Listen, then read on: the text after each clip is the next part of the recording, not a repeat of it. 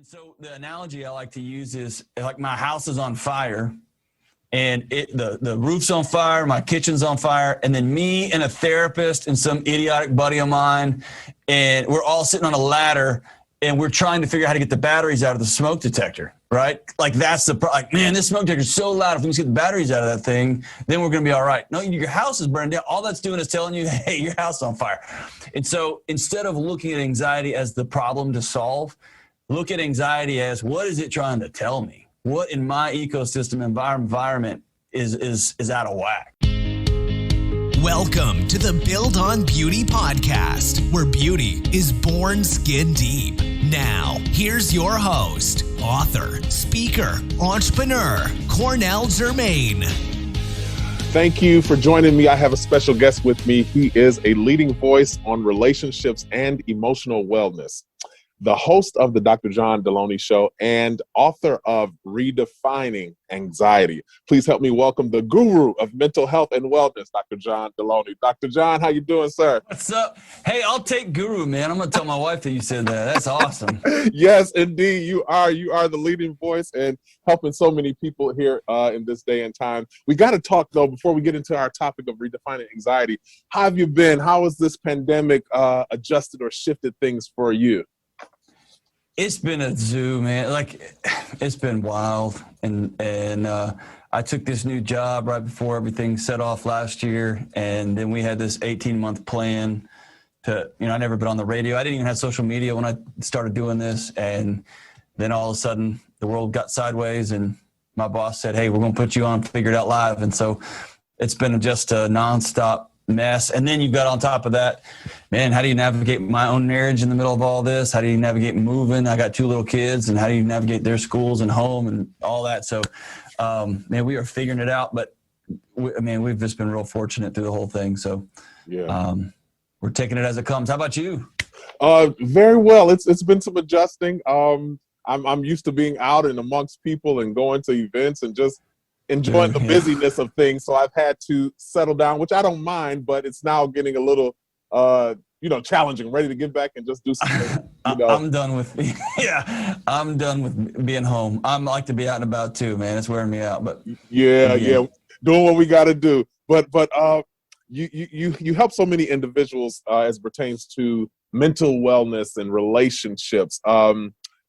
We're here now in this pandemic, and we're going to talk about how that works when it comes to anxiety, but so many people are dealing with it on so many levels, not just from COVID, just finances, so many things that is going on. But you have a very powerful message titled "Everything You Know About Anxiety Is Wrong." And when I saw that, I said, I have to listen to this because I want to hear your perspective. Share with our listeners what that is all about and why we probably are not getting it right when it comes to anxiety. Well, thanks, man.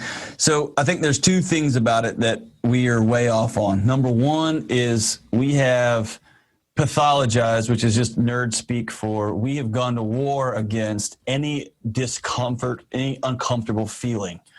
And we've really reduced all of the human experience the last 10 or 15 years. And we call it depression, anxiety.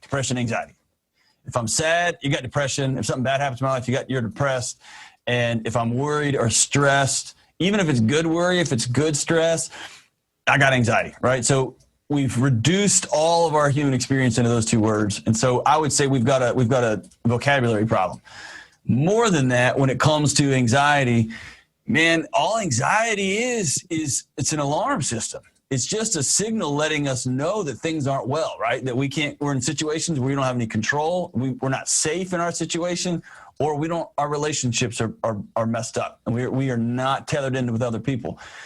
And so the analogy I like to use is like my house is on fire and the roof's on fire, my kitchen's on fire, and then me and a therapist and some idiotic buddy of mine, and we're all sitting on a ladder and we're trying to figure out how to get the batteries out of the smoke detector, right? Like that's like, man, this smoke detector is so loud. If we can get the batteries out of that thing, then we're going to be all right. No, your house is burning down. All that's doing is telling you, hey, your house is on fire. And so instead of looking at anxiety as the problem to solve, look at anxiety as what is it trying to tell me? What in my ecosystem environment is out of whack, right? One could only wonder what has been your experience, whether personally or dealing with others, with anxiety. Dude, man, I got some. If there is a privilege on planet Earth, I was born with it, man. And to find myself in my backyard one night at 2 a.m. crawling around looking for cracks in my foundation that didn't exist, and I remember thinking, I probably should go see somebody. I remember laughing, like, I should probably go see somebody, right? I got laid low by it. And it was this pursuit of, if I get the right job, the right title, if I work and I'm everything to everybody, I was looking for all these external plugs to these internal holes. And at some point, the alarm started getting louder and louder. I'm going to silence it this way. I'm going to run from it that way. I know what I need. I need a warm bath and a candle and an exercise program. That'll shut it off, right? And so I just kept pushing and pushing it. And the word we use in mental health is leakage. At some point, you can deal with your body, or your body's going to deal with you, right? It's going to shut you down at a real inopportune moment. So, I've experienced it personally. And then just working with hundreds, if not thousands of people over the last couple of decades. And it's just something people struggle with. Their body's trying to tell them something and we don't like to listen. Yeah. You mentioned anxiety being that alarm. Obviously, if the house is on fire, your first objective is to get out of there. That's something you can't control. So now we find ourselves here as a human race dealing with something we're trying to control, but we're having some challenges. How are we to, I guess, keep ourselves centered and not be anxious, particularly those who don't understand what's going on? You know, we have the scientists who are trying to understand. They have a little bit more working knowledge, but the lay people, we're like, what is happening? Come on, man. How do we maintain our mental space? How deep do you want to go? You want to go real? Let's go down a rabbit hole. So what happens when we all look up and the way we were treating people, we find out is hurting people? We thought that X number of establishments were designed to protect us, and they can't even agree publicly, right? I thought my neighbor and I thought my wife and I believed about the same things politically. And then suddenly we find out, I don't even know who you are, right? So everything, and then suddenly people aren't going to church for a calendar year, right? That just gets taken out from under people. Suddenly, I don't know my neighbors. Suddenly, my neighbor is the weapon, right? The thing that we need to be whole is other people. And suddenly, I'm walking down the street thinking, is that person going to give me COVID? Is that person's kid going to make me sick, maybe kill me? Is that person hate me because of what color I am, the way I look, the way I dress? Is that person hate me because who I vote for? And suddenly, dude, everything that keeps us well is now on fire, right? And so what do? We all go home and we turn Netflix on, man, and we get an anxiety blanket and we're gone, man. We're out. I'm out of all this stuff, right? And so when you find yourself in those situations, so I'll back it up to something that his name's Dr. Andy Young. He's the guy that trained me in crisis stuff. So one of the things I would do when I was a part of my journey getting well was I was doing crisis response. So I would work after hours. I was a dean of students at a law school, and then at night I would take on calls with the SWAT team, with police departments, and I'd go do death notifications. I would go sit with somebody whose kid just took their own life, or somebody who passed away, lost their loved one. And that way that the folks who were trained to do other things could go do their job, right? And my job was to sit with folks in hard moments. And I tell you what, man, he would always tell us all the time, calm is contagious, control what you can control, and that's all you can do, right? And so if I brought my to a situation, man, I made everything worse. And so for me, it's about breathing, about getting in a situation and saying, I cannot control that every doctor gets on TV and says something different. I can't control what politicians are saying. I can't control the hate or non-hate in people's hearts on wherever they happen to be. I can control me. And so here's the things I'm going to do that I know keep me well. And here's the things I know that I can start doing right now to help. And then I'm going to encourage my wife. I'm going to encourage my kids. And I'm going to go try to love local. And suddenly that's going to start moving out this way, right? I had to turn off all the noise, man. I just had to quit watching the news. I had to quit some of those things that I took for granted so that I could start focusing on the things that I could control and start from there. You talk about working in crisis management, and as we stated earlier, you help so many people with their mental and emotional space. I'm just curious, being a professional in that industry, because there's so many that are hands-on dealing with people in crises. How do you remove yourself when you leave the office or leave that space and not carry that burden on top of everything else that you probably have personally? How do you disconnect, or is it even possible? For me, I've got a process. I got a ritual. It didn't sound so sacrificial, right? Like we were Vikings, right? But I've got a process that I've got to hose my boots off before I go into my house, because I can't take what I saw in the middle of the night. I can't take that hard conversation. I can't take what's on my radio show and dump that on my kids, right? So I've got a process, and sometimes when it's real heavy, I'll go see a professional and we'll talk it out, and I'll let that cycle through. And when it cycles through, I can be well about it. The cornerstone there is I've got to be highly intentional about knowing that I saw some things that people aren't supposed to see. I sat with somebody in a hard moment. I'm not tougher than anybody else. I've got to go process that so that my wife isn't the unlucky recipient of misplaced anger, misplaced frustration, misplaced fear, etc. But for me, it starts with a ritual, with a process. So good. We've got to jump into a little bit on relationships, which I know so many are dealing with challenges. So many are falling in love, but then there are a whole lot of folks that are falling out of love. They're not even allowed to leave their house, man. It's like everybody's stuck. It's crazy. You deal with marriage on your show, the Dr. John Delony show. How is it dealing with some of your clients now and some of the scenarios that you're seeing? What are you seeing when you on your show as it pertains to relationships? I think over the last year, probably two things have bubbled up to the surface. One, we thought we knew who we were, partnered with. We thought we knew them. And then all of a sudden you hear them be like, wait, you're voting for who? And you know what I mean? Or what do you mean that's a good policy? Or so I think we found a lot about ourselves and our relationships. I'm hearing that a lot. I suddenly looked up and I have no idea who you are, right?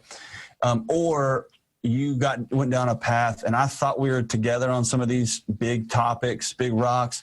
We're not. So now what do? I hear that a lot. And then the other thing I hear much more common is this. Man, we went into crisis mode in March of 2020.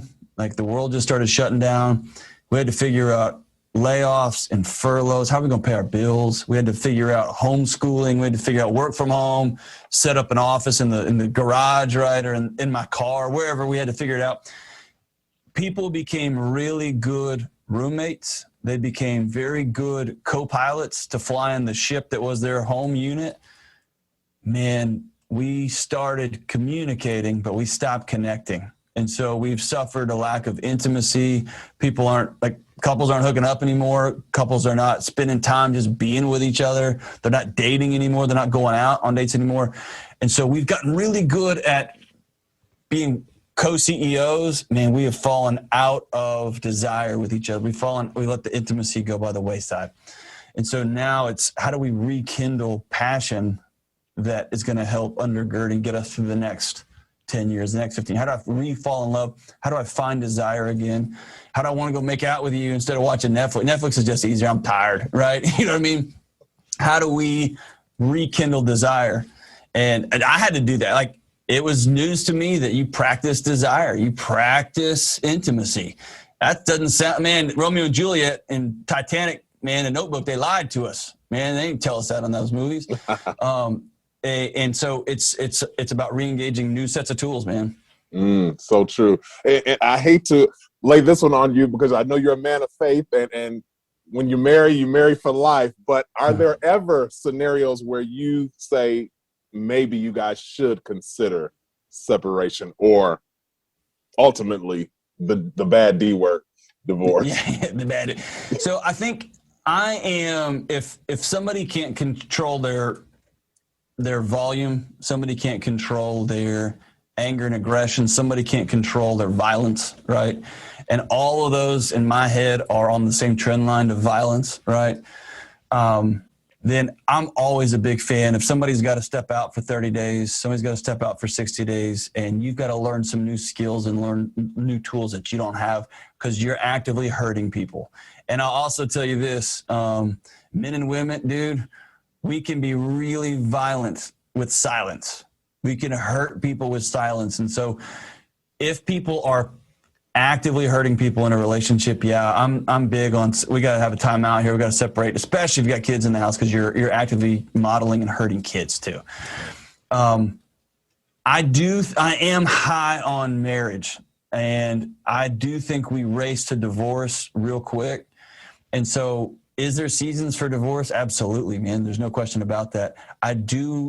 I wish people would wait longer before they cashed in their chips and went to go find, again, like I was saying, go find another external plug to something that's internal here, right? But yeah, there is seasons, man. There is moments. This thing's done, right? This thing's done. Wow. Back to the redefining anxiety. Give us. Oh, can I say one thing real quick? Go ahead. This comes from the same crisis responder, right? Nobody makes good decisions in the middle of a house fire. When bullets are flying, nobody makes good decisions.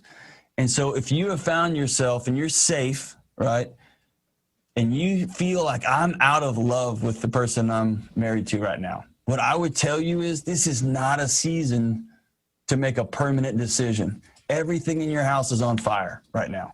So this is a season to sit down and have some really hard conversations, to commit to practicing some things, commit to putting your oxygen mask on first and becoming well, because you're probably not. None of us are, right? We're all figuring this out on the fly. But man, don't make a permanent decision. Don't end you've been married 10 years, 15 years. Don't just stop right now. This is not that season. Wait till the smoke clears on this thing. You can assess the damage on your house. And then, you know what I mean? Then you can make some of those decisions long term. That's a very important point to make. Very important, because I don't think many are viewing it from that vantage point, because you don't want to go buy a house and the one you were just in is on fire. First, see if this one is repairable. So definitely a great point. Great point. On anxiety, you use the house fire as an analogy, but how does anxiety, I guess, express itself humanly? What do we look for? What are the signs that someone is pretty anxious? Oh, that's a good question. That's the first time somebody's asked me that. Good for you. Here's the annoying thing about it. It's all over the place. Some people experience anxiety.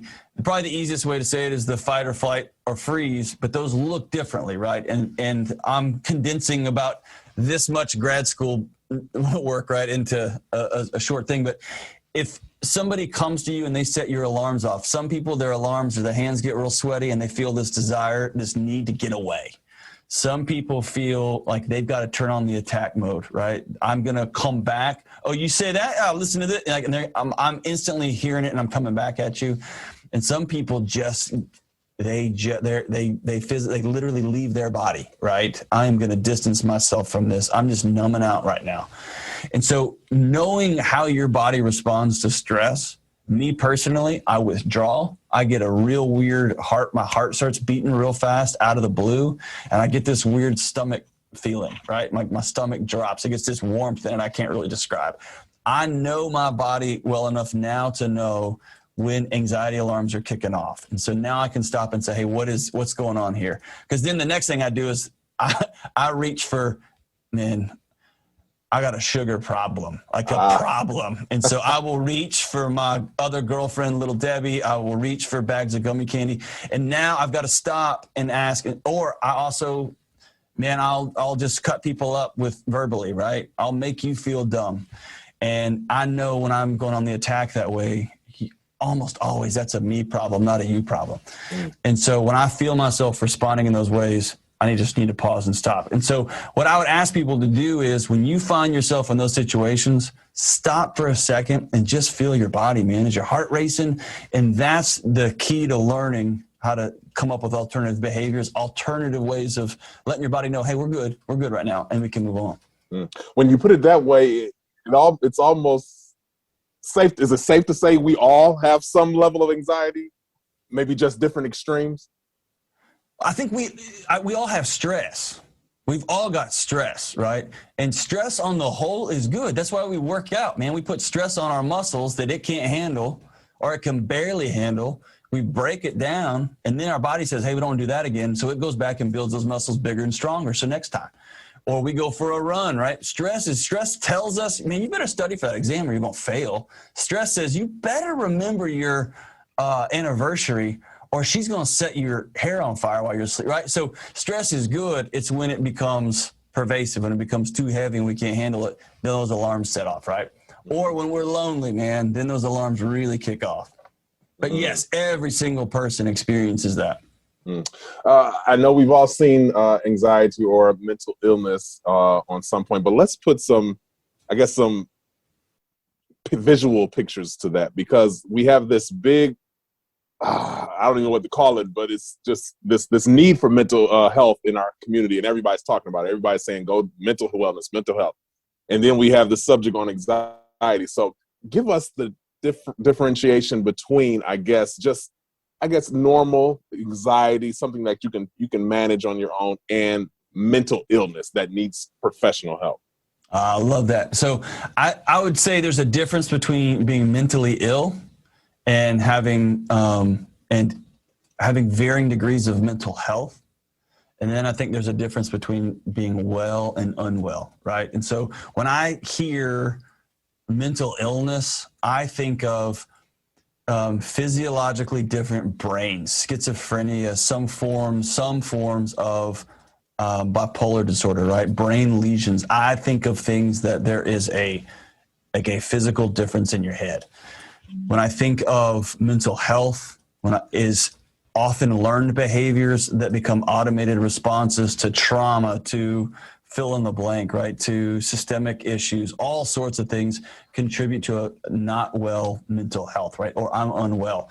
And that usually stems from people hurting you, not being safe, not feeling like I've got food. I don't have people I don't have people in my tribe. I don't have a community, right? And so then your brain, all of us have this combination of experience and genetics, and those things work together, and then it spreads out all over the place. So you and me may handle stress totally different because of how our parents raised us, how our community has treated us over the last 25 years, how much education we have, how much fill in the blank, right? The pathologies are the same. I like to say that addiction is addiction, whether you eat, whether you drink, whether you do heroin, whether you find another girlfriend, or whether you become a lawyer and work 90 hours a week and make $1 million. You're all running, right? You're running all the way across the board. One of those we give a lot of money to, and the other we put you in jail for, right? It's the same pathology. It's the same challenge. And so there's a famous quote that says, I thought I could take away my client's anxiety or depression and they would be well, but they weren't. They were hollow. And so instead of focusing on pathology, which I think psychology has done for the last couple hundred years, I like to focus on, man, how do you live a whole life? And then over time, man, you develop behaviors and thoughts and actions that it really crowds out the rest of this stuff, right? And so I think everybody could benefit from having a neutral third party in their life, right? Having somebody who will be honest with you. I had this realization. We're working on a book here at the office, and I thought, you know what, man, we've entered an age of the hotline. We no longer have a neighbor. We no longer have 3 or 4 people that are ride or die that are our friends that I call. Our government has had to put up a hotline for people to call who's got nobody to call. And that to me is not an indictment that we have a mental health crisis. That's an indictment we have a loneliness crisis. We've become so untethered from our neighbors, man, and our community, and people who will just love us for us, won't judge us, aren't trying to compare. They'll just be with us. And really the cornerstone, I think, of mental health, of being well, is having people. For a lot of us, if that person doesn't have the skill set right, I've got childhood trauma, I've got abuse, I've got whatever, then you need to go see a professional, right? And to learn some new skills. A good counselor, a good psychologist, they're just a teacher that's going to walk with you, right? And they're going to teach you some new skills so that you can then get out back into the real world and develop relationships, get friends, and have a series of whole well behaviors. Does that make sense? It makes a lot of sense. A lot of sense. And the whole neighbor piece is so interesting. And I chuckled to myself because have a neighbor who I don't talk too much, don't even know their name. He's husband and wife and a couple kids. And one day, we just happened to be coming out the door, and I threw my hand up just to wave. And I'm not from the South, but my parents are. So, you just say hello when you see your neighbor. And he looks over his shoulder because he thought I was talking to somebody behind him. You know what I mean? And it shocked me. I'm like, well, why would he, because it just dawned on me at that moment, like, you know what? We've become so detached that when you speak and just say hello, people have to wonder, oh, wow, you're speaking to me. You know what I mean? Hey, how you doing? You talking to me? And I said, wow, it was just so interesting to see that. But I have a question for you, and I'm excited to ask you this question, and this came to me when you were talking. You talked about being unwell and that whole mental health piece. As a doctor, as a professional, as a studied individual on the subject, where do you lie when it comes to pharmaceuticals, when it comes to recommending drugs to maintain a sense of wellness? Where do you lie on that? So I think there's seasons where, like for anxiety, for instance, there was a season in my life when my alarm didn't function right anymore. It went off all the time, 24/7. It never didn't go off. And so what medication, anxiety meds allowed me to do for a season was it shut that alarm down so that I could go sit with somebody and learn some new skills, so that I could heal those relationships. I'm absolutely not a fan for most things. Some things, yes. Not a fan of a long-term pharmaceutical solution to most of our challenges. I think most of our challenges are relational based. I think most of our challenges are action and behavior based. What many of us have experienced is we just simply got trapped. There's chemical responses, there's brain group, right? There's neural pathways. This is just how we respond to situations. And sometimes medication can really help with that. I do think we've entered a season where we have over pathologized every feeling, everything. We look for a pill for that. A good example, man, is like when I was working in colleges, I can't tell you how many students would come to my office and tell me, hey, my mom and dad just dropped me off for school, and then we went home and dad packed up and moved out. He's waiting for me to go to college and moved out. I've got depression and I need to get some meds. And what I would tell them is, hey, you don't have depression. You're sad, right? You're supposed to be sad. This is a season of darkness for you, man. Your family just broke up. This sucks. This is hard. You need some people in your life to walk with you through this season. It's going to be hard, but that doesn't mean just because you're feeling this heaviness and this discomfort, that doesn't mean you're broken. In fact, it means your body's working just like it was supposed to, right? If you have a season where you're not safe, you got no one to call, and your boss is telling you I'm going to lay you off, and there's a global pandemic, and you think your neighbor might kill you, your anxiety alarms, brother, should go off. They should be going off real loud because you might die, and that's what they're for, right? And so turning that alarm off with medication isn't help anybody, right? It's telling you something. It's telling you to work towards, hey, how can I be well? It's when it goes too far, and every time you turn the TV on, your heart starts racing. Every time you see the remote to turn the TV on, your heart starts racing, and you know I'm going to be up for the next 42 hours because I can't sleep, right? That's when you know, hey, I need to go get some help here. And so I do think there's a place for it. I think it's gone way over the top.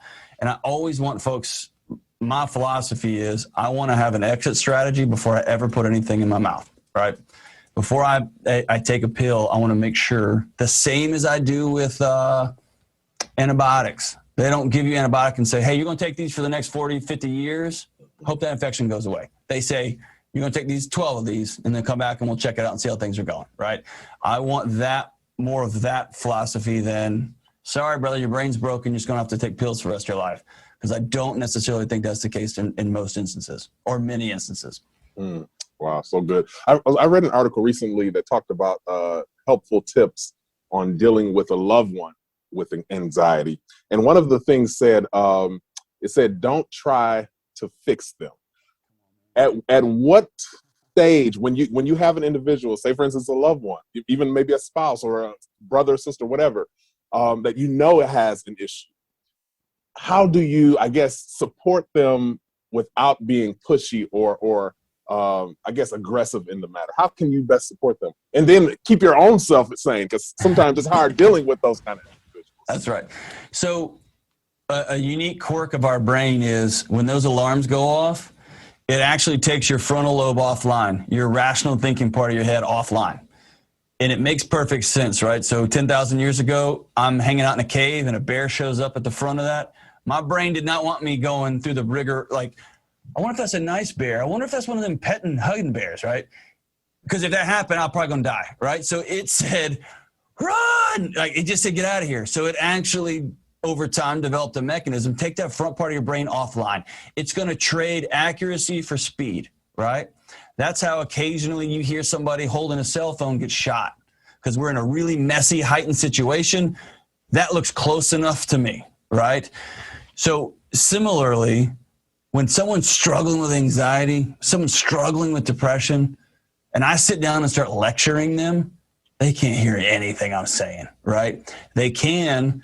Eventually, I turn into a threat too, because I contribute to their shame cycle. I contribute to their feeling less than. I become part of their problem, right? And so what I like to say, the only thing on planet Earth that heals anxiety, that cures it, is other people, relationships. And so what most people most of the time need is not a lecture, is not info. They need me just to hold their hand and look them in the eye and say, hey, that really sucks. I'm sorry. Can we just hug, right? Unless hugging is part of the problem, right? Letting somebody else tell me. So I often will have, especially husbands, man, they're the worst, about, I just need to tell them that they stop. Like, man, your partner's smarter than you, probably, right? Just sit down and say, hey, I hate that that happened. If they need your advice, they will ask you for it. But until they ask you for it, just be with them. It's healing through presence. Even in counseling, man, the number one healing modality in counseling is not what school you went to, is not how you practice. It's the relationship between the counselor and the therapist, right? The relationship heals. And so just presence, right? Just presence starts over. If everyone would stop giving advice and just sit with each other, just listen and say, man, I hate that for you. Over time, people start to feel better. And then they might ask you, hey, you don't seem to struggle with this. Whenever you get stressed, what do you do? Now they've invited you in, right? Mm-hmm. Yes. You mentioned sitting with each other, and I can't help but to say most times in a room when we were allowed to get together and sit with one another, we were all looking at these devices. Dude, off. You have a show that you talk about why social media is toxic. Please dig into that and help us in there. Dude, this sounds like a little soundbite. It kind of is. We have 1,000 friends on the internet, man, and we got nobody to help us like move our couch. I've got 500 friends on LinkedIn, and I got nobody to help me change a flat tire before work because I don't even know my neighbor, right? And if I go knock on his door, he's going to have a gun in his pocket, and he's going to be like, hey, what's going on? What's the problem? And that is a real quick shift. That was not that way 15 years ago. That was not that way 20 years ago. And I know that because I used to have my dad used to have to go to the office early. I had my neighbors' dads tie my ties before school dances, and my neighbors helped with X, Y, and Z, and my dad helped other. Man, it's just changed like that, right? The challenge with social media is multifold. Number one is connection is not the same as communication. So much of our communication is nonverbal, right? And when we're just exchanging, characters, black and white, zeros and ones, hey, I'll meet you there. I'll see you there. I can even text my wife. I love you. I love you. I love you. She's getting 20%. She's getting the data part of that, but she's not seeing my eye crinkles. She's not seeing my shoulders come back a little bit. She's not seeing the eyebrow go up. She's not hearing it, right? So we are communicating a lot with one another, but we're not connecting. And then the other thing, man, is those phones, dude, they are designed. They are addictive boxes by design, right? They are designed to keep you completely engrossed and looped in there. And man, I've had some hard moments with myself. Like I've got my kids. I'm like, yeah. I just become a scroller and a nodder, right? I'm just like nodding like, yeah, cool, man. That sounds great. And my kid is literally dying from relational starvation right next to me, right? My wife is dying from relational starvation right next to me. And so these boxes have just consumed us, and we got to put them down and begin looking at each other. And it's uncomfortable, man. It's uncomfortable just to sit there in silence and take that awkward sip and just kind of look around like, so what's up? You know what I mean? And we've got to push through that. Otherwise, man, our alarms are all going off because it's saying, hey, we're lonely, right? Yeah. I guess it's no secret that probably mental illness, mental health has been an issue probably since day one of mankind. Right. But do you think our desire as a society to continue to develop and push and want to reinvent, do you think that has contributed to our overall mental wellness as a whole? I think if you look at what keeps us well, which is community and relationships, which is a constant, a feeling of safety and connectedness. And, just looking at Maslow's hierarchy, right? Those basic things. I'm okay here. I've probably got things to eat. I've got a group of people who love me. And if I don't have something to eat, they're going to share, right? And vice versa. If we look at what the ethos of our culture is, which is have value by what you achieve and accomplish. Have value by how busy and how fast you move. Have value in your individuality. I just need to be me. All of those things undercut the way we are designed to be well. And so I think it's bigger than just the constant move and achievement. I think it is the solution. The thing that makes the most money is always the cure, not the prevention, right? I had a buddy about a decade ago. He worked in the supplement industry. And he said, man, everybody in the nutrition and health space is kind of tripping out a little bit because the science is getting real clear. If you want to be well, have really good relationships, eat whole foods, move, like exercise, and then go to bed. And that's kind of the cornerstone of being well. And he's like, you can't sell that. And so we've got to have problems that then we try to sell on top of these, and then those make their own problems. And then right. So all that to say, I think our entire cultural ethos of individuality, of it's me versus the world, and I'm only have value by what I accomplish and I achieve. I think the combination of those on top of this loneliness thing, you do it by yourself. You don't need nobody else. Just look at your box, man. I think that's been this nexus of mental health challenges all over the place, man. So good, John. I've enjoyed my time with you. Before I let you go, we got to talk about your show, the Dr. John Delony Show, and your book, Redefining Anxiety. Share with us a little bit about it. So the show is it's a caller-driven show. It's we're real people with real challenges are calling, and we are figuring out live on the air, and it's been remarkable. In a million years, I couldn't especially, but the team around us never could have imagined it would have taken off like it has. But it's been a blast. I think everybody walking alongside the callers, listening to their experiences and their relationships and their mental health challenges, all those is striking a chord with folks. The book, man, the Redefining Anxiety, it's a little bitty thing. It was, I laughed and said, man, it's an 80-page grad school paper, but then it made the bestseller list. Man, it ended up taken out from under us because people are so desperate for a simple, what is happening and what can we do about it? We can all read big counseling books. We can all go have therapy for 8 years and all that kind of stuff. And I'm pro therapy. I'm going to see a counselor next Wednesday. So I'm all about it. But what is going on in my head and what can I do about it? And so this is straight to the point. It's, let's just solve some of these challenges right now with what you can control in your life and in your heart and your mind, man. And it's been pretty cool. So good. Well, I am a fan, Dr. John. I appreciate you joining me. Listen, let us know where we can connect with you, buy the book, and all that good stuff. You can go. I just learned you don't have to say www anymore because my wife tells me I was born in the wrong century. You can go to drjohndelony.com, or you can follow me at John Delony and pick up the book wherever you buy books. And then the podcast, you can get it wherever you watch podcasts, man. And hey, I'm really grateful for you. You asked some of the best questions of any interview I've been on. So I absolutely, it's been a treasure to hang out with you, man. It's awesome. Thank you so much. I'll be in touch. All right. Blessings to you, man. Take care and stay in school. Don't do drugs, all that stuff. For sure. Take care, John. Well, this has been the Build on Beauty podcast, where beauty is born skin deep. I'm your host, Cornell Jermaine. Until next time, let your soul be made whole. Take care.